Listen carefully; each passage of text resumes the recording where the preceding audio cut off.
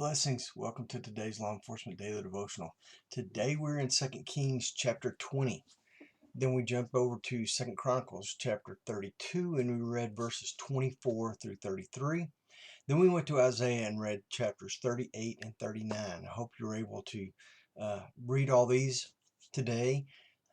Again, all three of these pretty much describe the exact same story out of Hezekiah. And it is a period of his life that is what I would say would be the end of his life, because the story starts out Hezekiah has a mortal illness and is about to die. And it has something to do with a boil. I don't know if it's infected or what, and that doesn't really matter. But the fact is he's about to die. So God sends Isaiah, the prophet, to him and tells him, Hezekiah, you've got to get your house in order because you're going to die from this.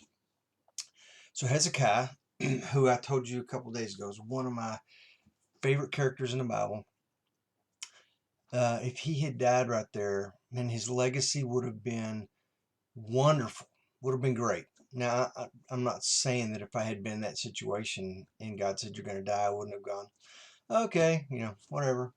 But Hezekiah says it turns his face, the Bible says he turns his face towards the wall and he weeps bitterly and he prays to the Lord. And even Isaiah gives an account of this prayerful psalm that Hezekiah writes to God.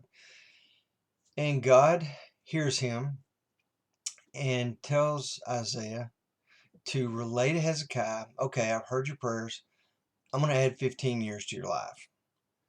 Now, here's the takeaway from this and why this is so important. Up to this point, we haven't heard about Hezekiah having any children, which we know that Hezekiah, being a king of Judah, has to have a son born of him to continue this line of kings that come from the seed of David. I mean, that's a promise from God, and it carried on from David all the way to Jesus. So we know that can't be broken. So this is obviously part of God's plan. But what happens in these extra 15 years that Hezekiah prayed for is he has a son. It says he has many sons, and we know that because when the prophecy of them going off into Babylon to serve the Babylonian king, it says many of your sons or several of your sons will go. But it only names one son in particular, and this son is named Manasseh. Now we talk about how the Bible described Hezekiah in the beginning of his reign. It said he was probably the greatest king that had served Judah out of all the kings before him and all the kings after him. So Hezekiah was way up there. I mean, he was right up there with David. Even says he was better than the kings that had come before him. So Hezekiah is an incredible king, followed God up until this point, and for some reason these last 15 years turn out kind of bad. He turns his back on God, and we see that in 2 Chronicles. And then he has his son Manasseh, and he does some things with Babylon out of pride and arrogance and trying to please, just to be a man pleaser. I'm going to show off all the riches and the things in my house, all the gold and the jewels, and it gets him in a lot of trouble.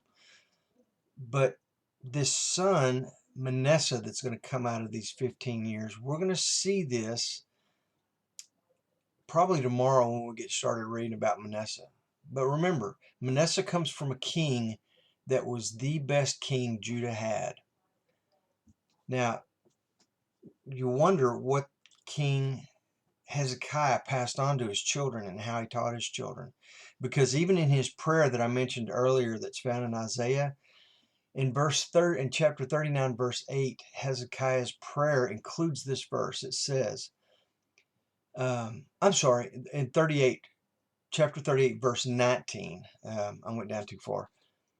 This is a verse out of Hezekiah's prayer. It is the living who give thanks to you as I do today. A father tells his son about your faithfulness. And it made me wonder, did Hezekiah actually follow through with his prayer? Did he teach Manasseh and his other children about God and the wonderful things that God had done for him and how God had provided and God had made him the greatest king that Judah ever had? Did he brag? Did he give credit where credit is due? That Manasseh didn't do all this on his own. It was from God. We're going to look at that a little deeper as we get into Manasseh's kingship starting tomorrow. So read ahead. Come back tomorrow with having read 2 Kings chapter 21, verses 1 through 18. Then go to 2 Chronicles and read chapter 33, verses 1 through 20. And then we're going to go back to Isaiah again and finish it off in Isaiah chapter 40. But until then, you guys be safe, and I'll see you tomorrow.